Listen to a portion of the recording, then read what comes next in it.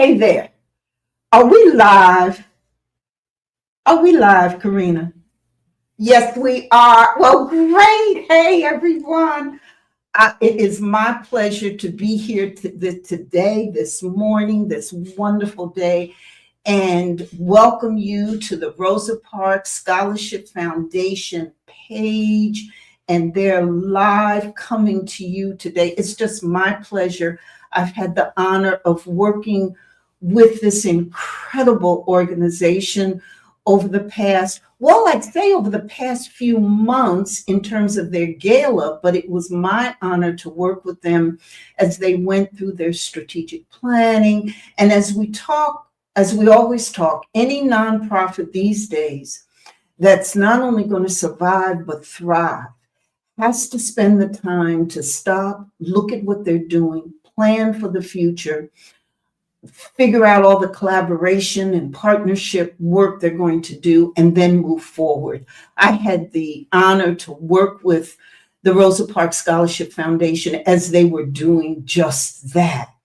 And that's what's bringing me to you today, because in just a couple of weeks, they're going to have this incredible event. We'll talk a little bit more about that later, but right here, right now, we want to continue the conversation about legacy in action and how Rosa Parks is just the living proof of that. We all know the Rosa Parks story, what she did in that moment. But what we want to talk about today is how her legacy, how her vision really continues today in the form of the foundation that she started. And so it's just so incredible. It's just an honor to have this kind of conversation. So I want to make sure you're here, you're listening. If you can hear me and hear my voice, can you drop a 1 in the chat? Let me know that you hear and there's no technical difficulties happening or anything like that. We're so delighted. And then you can, besides dropping a 1, you can just say hi. So that would be really great. Say hello. Want to have a chance to see all of you. Now we've got 2 guests with us. We have let me first, so we've got the chair of the board with us. You met him last week when we talked about legacy in action, the introduction to the Rosa Parks Legacy. And Jim Rosenfeld is here. He's the president of the foundation. How you doing, Jim? So excited to see you back again. It's great to be here, Dr. Geneva. And again, just to add to what you said, we really on the board appreciate what you've done to help us and your guidance as we held our retreat, and our strategic planning was very beneficial. And really, as you know, during that retreat is when we made a commitment. We decided we wanted to do what we're doing in only a short 10 days from now, which is our 45th anniversary. We really came to that conclusion after a lot of discussion, which you helped us with, and we appreciate all the assistance you've provided to us since that time, a couple of years ago now. Yes, well, my pleasure, my honor.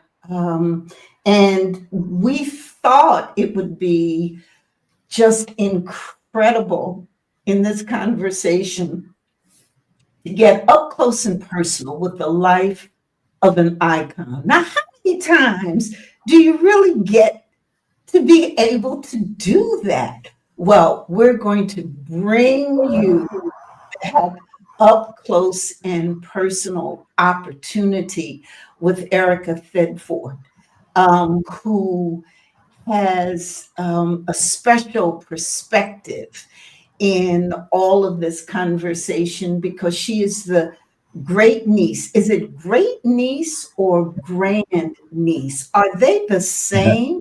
But anyway, she's got the Rosa Parks blood running through her. So How are you? I'm great. How are you guys? I'm Um, actually her great niece, and it is not the great. same. Okay, Yes, it's not the same. yes, Grand niece and yes, great niece is different. yes. Because Okay. my mother is one of her 13 nieces and nephews. So her Wow. brother is my grandfather. So Oh, that yeah, yeah. that's how I am related to her. I love it. I love it. So we're just delighted, uh, Erica, that you can be with us. You and Jim both. Erica is also a member of the board, but then we want to dive in and Erica, have you share with us some stories? But there also is a story about how Jim, you first met Erica, and how did she come to be on the board? It really was fortuitous, although it made a ton of sense. The U.S. Post Office um, wanted to name the post office on Grand River Avenue in Detroit after Mrs. Rosa Parks, and Ike McKinnon, uh, Dr. McKinnon, who's a previous police chief and deputy mayor in Detroit, is a very integral part of our board. Um, Found out about this through his contacts and said we ought to go. He called me up, Jim, let's go to this. So we were there for the dedication. Who was there but Mrs. Parks' family, and who was among the family but Erica? Mhm. And after this beautiful dedication was done, and the family was recognized, Ike and I went up and spoke with the family a bit, and met Erica and felt her sense of enthusiasm about her great aunt's legacy, and what in particular how she, and I don't put words in your mouth, Erica, I know you'll speak for yourself, wanted to be able to do something to be impactful and help the community, and use obviously her family in a positive way as best she can, and have an opportunity. So we spoke and talked about, hey, would you like to maybe think about coming on our foundation board? And she said yes. So Oh, Ike and I brought it back to the board. It took forever. I mean, we had to have vote after vote she before she was said finally yes. approved. Yeah, it was like that. She was Right, on. I'm Yeah. sure. But Oh no, yeah. she got her on, and it was great. And she's, it's funny. Yes, she's on the board, but she is a working board member. She's our recording secretary now. I mean, Uh-huh. it's not just I want to be on the board and the name. I mean, Eric has really been helping us out a lot, and so Mhm. it's been wonderful. I love it. I love it. So, Erica, why did you say yes? Well, that's a really good breakdown. I have always, growing up, wanted to be a part of extending her legacy because, like, as we know, like things are being forgotten, right? So I always thought it was important to just make sure that what she stood for just it keeps growing and growing into different areas too. Like civil rights is such a huge umbrella. So Mhm. education was always important to me. So that's kind of where I gravitated under the civil rights umbrella. So Mhm. anytime somebody was having an event or things like that, I would always be interested in going just so we could, as her family, show up in her name. So that's how I ended up at the post office event. And I'm not sure how we even knew about it. Someone probably told my mother. So that's usually Mhm. how I would find out about things. Mhm. And she has a huge family. So we all do something under that umbrella to try to extend her legacy. So it was just very important for me I was very happy to see James there and meet them and get to know the board. And I've been having a great time. They're all so wonderful, so talented in their own fields, and everybody doing all this just, as a volunteer is amazing to me. Mhm. Mhm. Yes, yes. And just such a true example. I think the board and what it does and how it gives out these dollars to young people who wouldn't have a chance, who might not have a chance to go and get an education, might be first generation or what have you. And again, that volunteerism and doing that is so important. So can you share a person? Now, I want to hear the stories. So can you share a story or a memory about what it was like being the great niece of such an icon? Yeah, I always say, people ask me that now, and I always say, like, growing up, we definitely spent time with her. We have to remember too that, she was a lot older than I am. So I was a child, but we did spend time with her. And I didn't really know who she was at that time, right? She was just Auntie Rosa. So um, one of my most fond memories is going to her when she lived in the riverfront apartments downtown. Like, Mhm, she would host sometimes the fireworks. So we mhm, went to the fireworks one time, and I think I was in middle school, like, if that gives you any time frame. But I was in middle school, and I had just started telling people that I was related to her. mhm. So I took one of my friends from school with me, and still to this day, she'll say, "Oh, I remember when I met Rosa Parks." So that Mhm, was a really great memory. I definitely had a great time at that gathering. mhm. Um, I got to I interject also, 1/2 a second. We probably came across each other and didn't know it because my parents lived in the riverfront, and I used to go yeah, down there for those fireworks too. yeah, it was a Anyway, Mhm, great place to watch them for sure. yeah, it was. Yeah, it was. It Yeah. was fun. Anyway, Yep. So she definitely had a couple little shindigs when the fireworks happened, and we went for those. Another one was just, I wouldn't say we lived with her, but we did stay with her for a few weeks. Like, during a transition, my mom was moving to a new home, and so there was a time frame where, how you have the time frame between having to move out of one spot into another, and something was still absolutely. being worked on. So we stayed with her when she lived on Wildermere. And I don't know if people Okay. remember how long ago that was, but that was where she lived right before the riverfront apartments. Okay. Mhm. So we did stay there, and I remember from that her being a pack rat. She was Ah, not neat. okay. She was not neat at all. As a child, I remember being like, "There's a lot of stuff in here." So that it was a lot of boxes of papers and books, Mhm, and mhm, I remember seeing. And again, I was younger, but I do remember seeing, like, Martin Luther King's name on things, and in ways that you knew it was personal.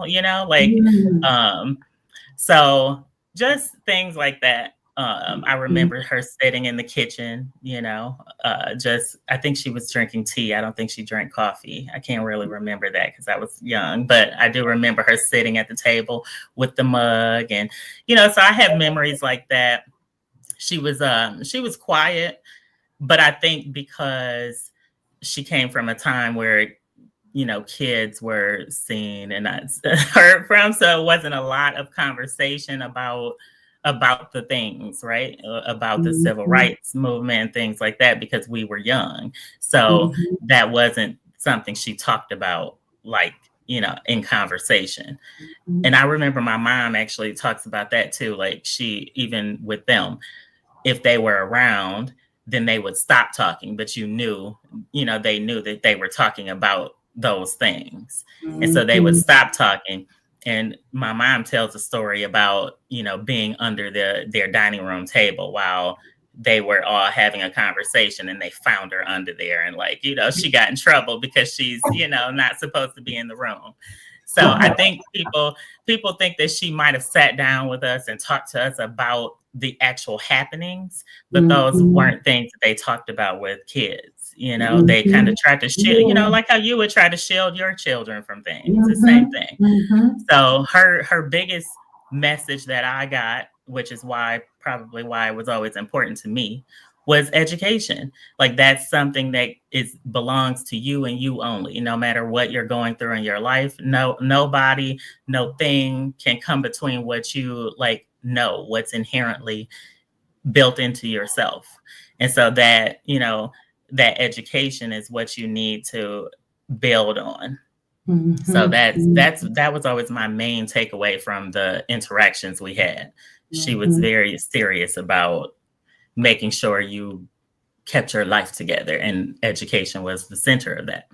And so that's so fascinating, because if we take ourselves back to that time when, as you said, children were seen but not heard, but there had to be a feeling you had. You saw, you observed, even her feelings about education. Did you have a feeling that you were, in the midst of important things that were going on, or have some sense of the impact and who Yeah, she I was, was. she might be? Oh, for sure. Like I definitely felt like I always think in my head, like how would I, in a nutshell, think about her legacy? And for me, it is action, perseverance, and courage. Like that's what I felt from her, was that when she was like, when I think the reason why her sitting in the kitchen, drinking the tea, the coffee, whatever it was, why that memory sticks with me is because she almost had an aura around her, right? Like, because she was sitting in the kitchen by herself. This is my memory. She's sitting in the kitchen by herself, and it was like she was in thought, right?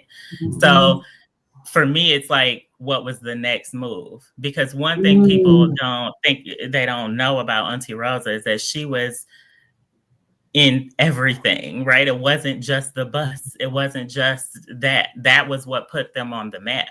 But they had been working for years before that, and working afterwards. I mean, she was integral in a lot of different things here in the city, with things with civil rights, like the Fairlane Mall, when they were, segregating and not trying to let people of color come into the stores to shop. She helped with those types of things. So she was always fighting for somebody somewhere. So I could only imagine, like thinking back now on that memory, what she was sitting there thinking about. I mean, it could have been as simple as what she wanted to put on her grocery list. I don't know. But for me, it felt like something different. So yeah, that's yes, I've always amazing. felt like for sure. So yeah, I definitely feel lucky to have been in her presence, for Oh sure. my goodness. As you described that, I got goosebumps. I mean, you as a young child and looking and just seeing her in that quiet moment.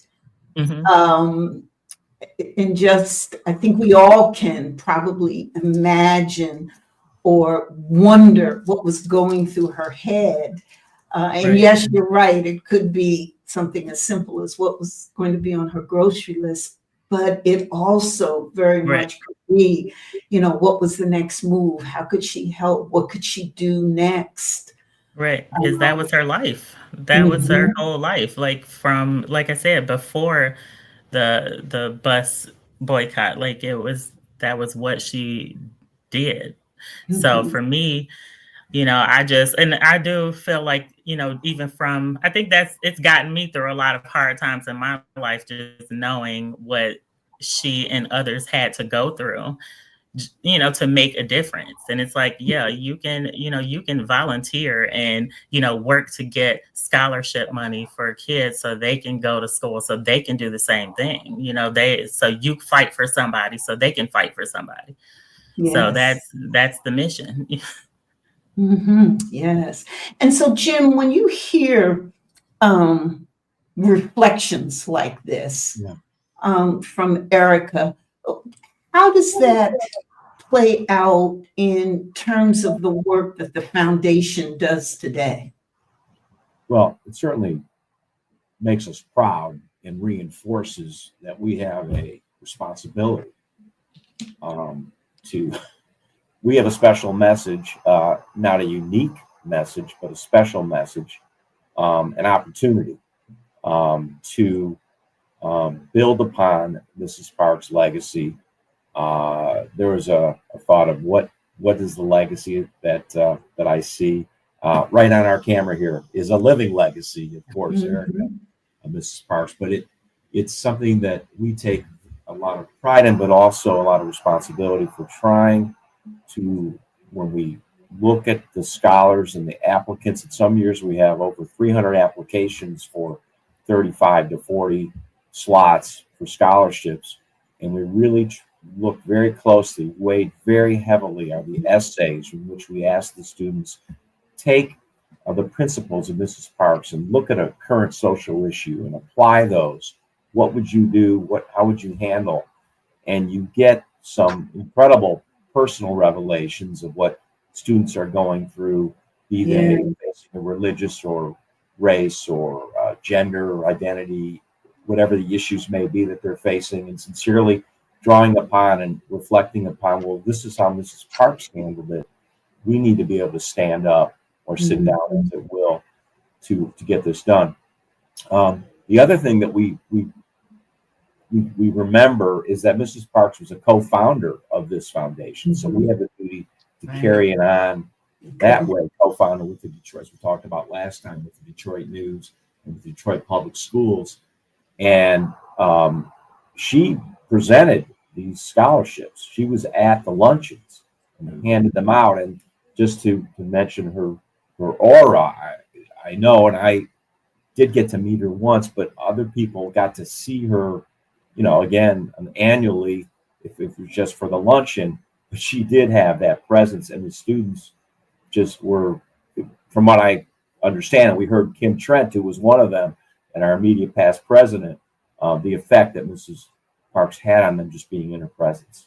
Yes. And again, when we talk about keeping the legacy alive, that's what the foundation does. And it's really a wonderful thing to know about and be a part of it. And, Erica, for many people, of course, have never had the opportunity to get, of course, up close and personal like you have with this icon that we have, this Shiro in Rosa Parks. So for those of us who perhaps only know the history or what we read in books about Rosa Parks, what do you wish that people truly understood about her?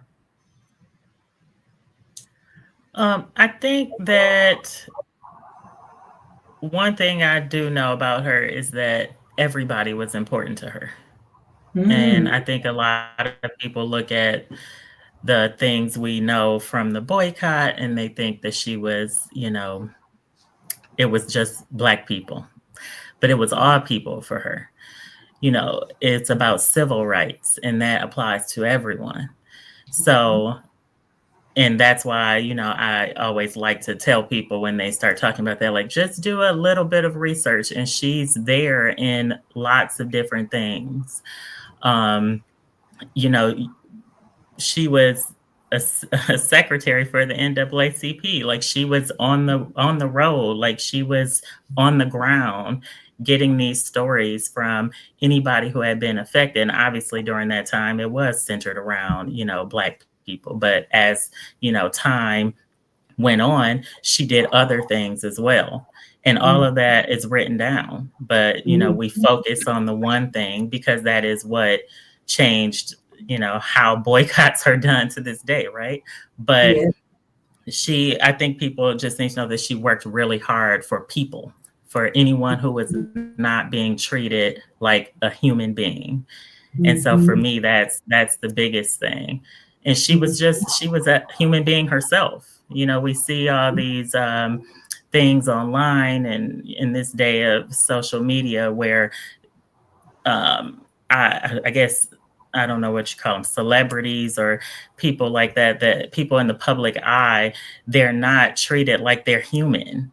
So she had a family, she had feelings of her own. So, it's important to, be careful how you're talking about these people because these stories that people are telling, what is that rooted in?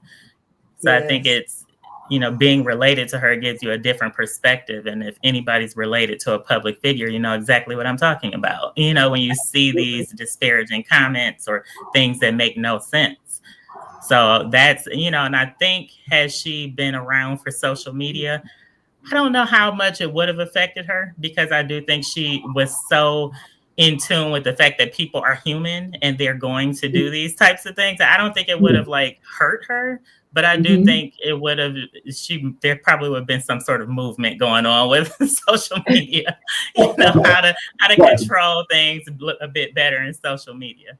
But that's something I think of whenever, especially around Black History Month and things like that. Mhm. I always think of that. Like, just remember that she was a human being, not just a public figure. Like, she has Mhm. family out here who's reading these things. Mhm. So Mhm. that's a big one. Yes.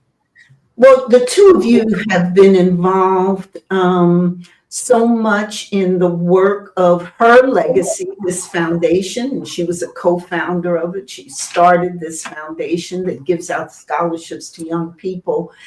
And so tell us a little bit more about the foundation, how it works, and this exciting event happening in, wow, just what, about 10 days or so from now? Yeah. Yeah. May I? I'll jump in here, and Erica, you Please. can add. But we're so again, the Rosa Parks Scholarship Foundation awards $2,500 one-time scholarships that on an annual basis we hope to award 40 or maybe sometimes even more than 40 a year, depending on what we've got in the coffers. And during the middle of COVID, some of the scholarship years we had to, get closer to 30 or a few under that because we just didn't have the opportunity to get out and fundraise. Um, we have money invested in the community foundation that kicks off some interest every year, but it's enough to only fund maybe 25 or so scholarships. So to bridge that gap, we need to increase our nest egg, if you will, and our endowment. And to do that, this year we are going to be having our 45th anniversary gala at the Henry Ford Museum. Truly is a fundraiser to try to bring in enough that we can seed, not only to ensure that we can get 40 scholarships a year, but to increase the amount of the scholarships, which we did shortly after the retreat that we had with you, Dr. Geneva. And then also think about even extending it over more than a 1 year time, depending for some students. So that's going to be at the Henry Ford, November 1st, starting at 6:30. And we're just really excited about it because we are going to be holding the event in the shadow of the Montgomery, Alabama bus, where, of course, Mrs. Parks, brought to history. So Right, having it because there, the original bus is the there real thing is at the museum. at the museum right there. And we're going to have some fabulous speakers. In particular, Hugh Perkins is going to guide us as our MC. Yes. But we're going to have a great keynote of actor Courtney B. Vance, a native Detroiter, who is flying in for this from LA. He's been in all kinds of different productions. One of the Law and Order shows, of course. He played Johnny Cochran in the one of the O.J. Simpson TV movies. He's just been in a number of things. He's a philanthropist himself, and he's excited about coming back here to do the presentation. We're also going to have Erica's going to be speaking. One of our board members, we just have an amazing board, Dr. Geneva, as I commented already, is Dr. Danielle McGuire, former professor at Wayne State University, a historian, a civil rights historian, a Rosa Parks historian, who's going to be giving us a short talk spotlighting something related to Mrs. Parks. And then we're going to have Jamal Simmons, who's a national political strategist and commentator that many of you have either read about or seen. In fact, I know he just on last night on CNN. Okay. So we've got a great lineup for And folks. Jamal is a Rosa Parks Scholarship Foundation recipient. Yeah. Yes. Thank Right. you. That's right. And alum. That's absolutely Yes. right. Jamal's and we call them alums. Okay. Well, he received money from the foundation to go to school to get that scholarship, which is fantastic. Yes. Yes. Yes. So we're going to hold this event again a week from Saturday, and we hope November to 1st. get tickets this November 1st. And Erica, do you want to chime in on that at all as far as the event? Yeah, we've been planning for a while, so it's going to be really nice. I love the fact that it's near the bus. It's right there in it's not the middle of the floor, but really close to the floor. And, there's going to be dinner, dancing, the wonderful speakers. Like, I'm really excited. I just got my dress, so it's a chance for people to get all dressed up and fancy, So yeah, it's going to be a great time. Yes, cocktail attire. So right, a silent auction too. An silent Oh, auction. that's right. There's going to be an auction, and there's some really great events. I mean, great events and tickets and things that you all have on the silent auction. That's going to be wonderful. And so, I guess if there was. So, one thing I wanted to mention is that young people actually apply to get this scholarship. Yes. And that they write about why they want the scholarship and how they see keeping the Rosa Parks legacy alive. And so all of this is about, again, legacy in action. If there was something that each of you could leave us with that would, I guess, share with us the one lesson from her life that still impacts you or guides you personally in this work. So, Jim, let's start off with you. What's maybe the one lesson or something that you've seen or heard or read or about because you've been so close to all of this all these years that in your own personal life matters to you? Well, I think her quest for justice, I think, and translated into recognizing the value of diversity, inclusiveness. I can note our scholars come from all over the state of Michigan. When you look at the recipients of our scholars, it's not one color, one religion, one background, urban, suburban, very diverse, rural. Many do come from economically challenged situations, and we bridge the gap there. But I would say the recognition of diversity and inclusion, I try to incorporate that in my own law practice as I provide training for folks to recognize the value of that and to prevent try to prevent discrimination from occurring when I talk to my clients. So I would say that's the main impact, this thirst for justice. And I am way shy of what, of course, she accomplished, but I do, I guess if you're asking me personally, I'm honest, I guess I do try to take that in the back of my mind a little bit. If I can just be a little bit like what Mrs. Parks did, I'm going to be a better person. Yeah, that's wonderful. And I can see that in action, Jim, from just getting to know you over these years, watching you with the board, watching you interact with the young people, how deeply this foundation means to you, how deeply connected you are to the work. It's just not something to do.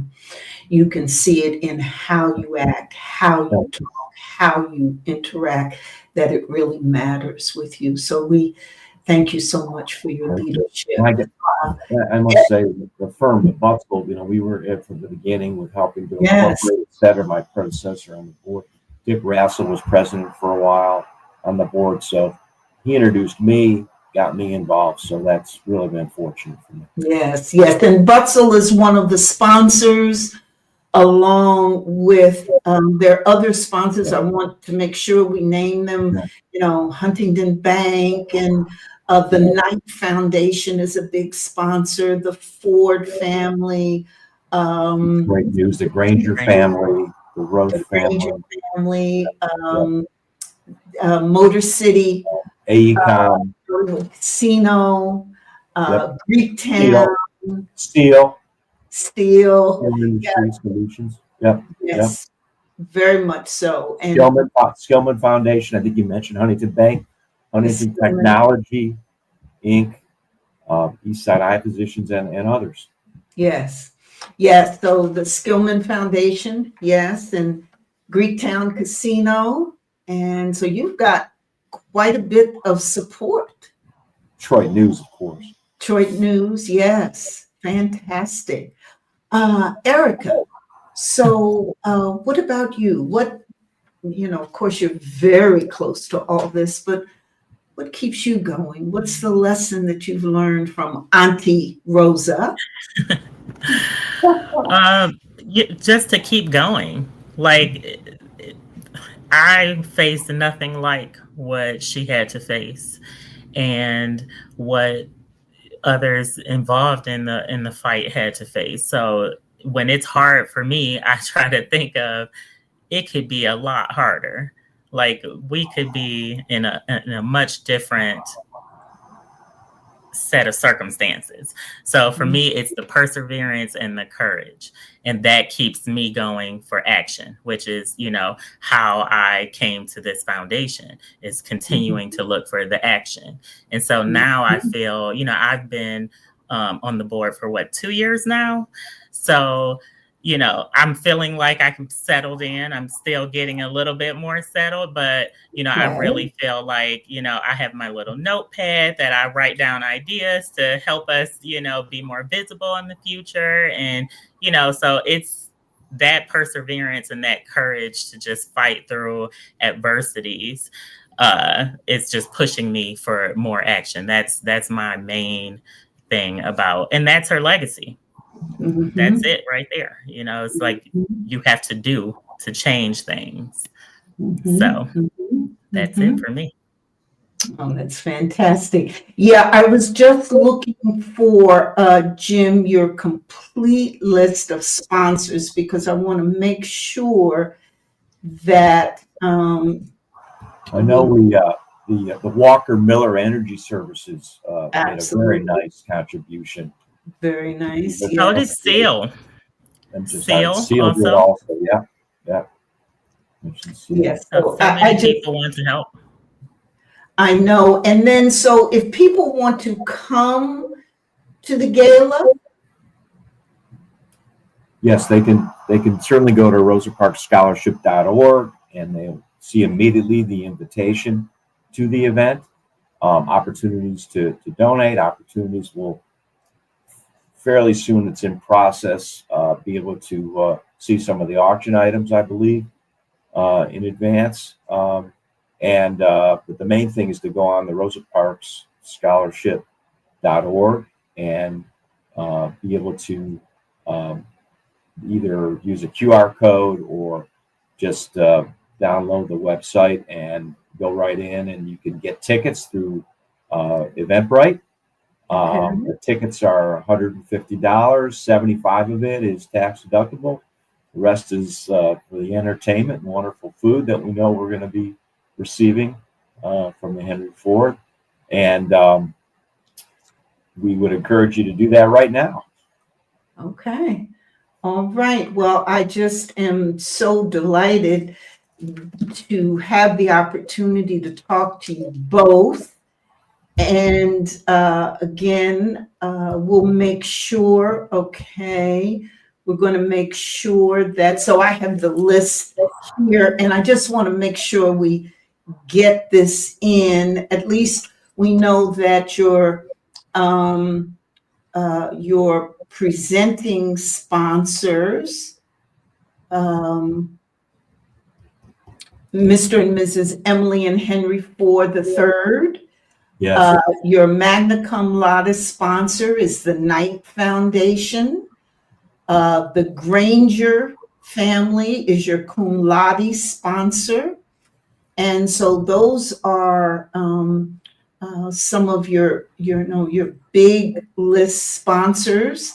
And so I wanted to make sure that Right, we at least said that. I have that information. And we can will. add the, sorry, we can add the No. Song Foundation, what we Mhm, didn't mention, the Kresge Foundation, mhm. the John E. McDonald's, Dr. McKinnon, Michigan State University Credit Union, and the Golf Association of Michigan, John Goldstein and Robin Schwartz, board members like McKinnon, and other board members are all contributing. Mhm. I think that's the group we have, right? DTE Energy, I wasn't sure if that was mentioned already, Yes. along with Huntington Bank. So you've got, a group of folk, you get McDonald's and DTE and Carla Walker Miller and all the wonderful things that she does with her company, the Song Foundation, Skillman, Kresge. I think Kresge was one of the earlier supporters. And then the Michigan State University Credit Union, I believe, or you have a credit union sponsor. And so again, I know you want to, especially thank your sponsors. We'll make sure that there's a list of them that goes along with this telecast. And I just want to make sure that we say that. And is there anything else we need to know about the legacy of Rosa Parks in action? Or the gala? Anything else? Real quick, just one of the things we're going to be doing is again honoring posthumously Luther Badman Keith, who started Arise Detroit and who was a leader in the journalism school of media diversity at Wayne State while he was at the Detroit News. He inspired so many people. He got to know Mrs. Parks and see her at these annual events and otherwise. And he was just such an inspiration to so many of us on the board, and who tragically passed away earlier in the year. And he will be honored again, and encourage folks to honor Luther's memory, besides supporting his Arise Detroit and legacy there, but also supporting the Rosa Parks Scholarship Foundation. Yes, thank you. I think that is a wonderful tribute. And Luther and I talked many times about this foundation and how he felt about it. And I'm so glad that you're taking the time to also honor his family at the event. Okay, well, if you don't have your ticket, you need to get one. So let's say thank you to the chair of the board, the Rosa Parks Scholarship Foundation, Jim. We appreciate you, Jim Rosenfeld, and the great niece of Rosa Parks, Erica Thedford. Thank you for being with us and sharing your stories, your just the things that you've seen, sharing with us the impact that you know about. And then let me just say a special thank you to you, each of you, for your leadership and for all that you do. Thank you. Thank you. And I'll see you Saturday. Yes. If not at a meeting later tonight. Yes. Okay, take care. Thank you. Wasn't that fantastic? So to be able to get a glimpse into the life and the experiences of an icon, a hero, Rosa Parks, and see, in fact, that legacy being carried out every day, not only in the work of her great niece and the other members of the board of the Rosa Parks Scholarship Foundation, but also in the lives and the daily contributions of the over 3,000 young people who've received the benefits, the scholarship, so that they're able to go on, continue their education, and create incredible impact in our community. So see, the legacy is in action and it continues.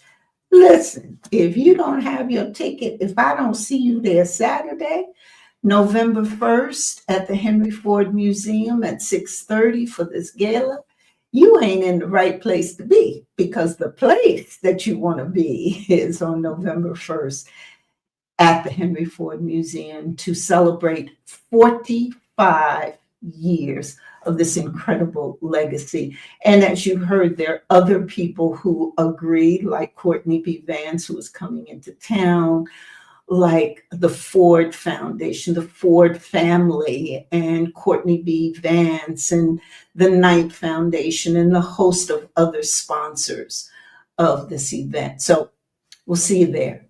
Bye.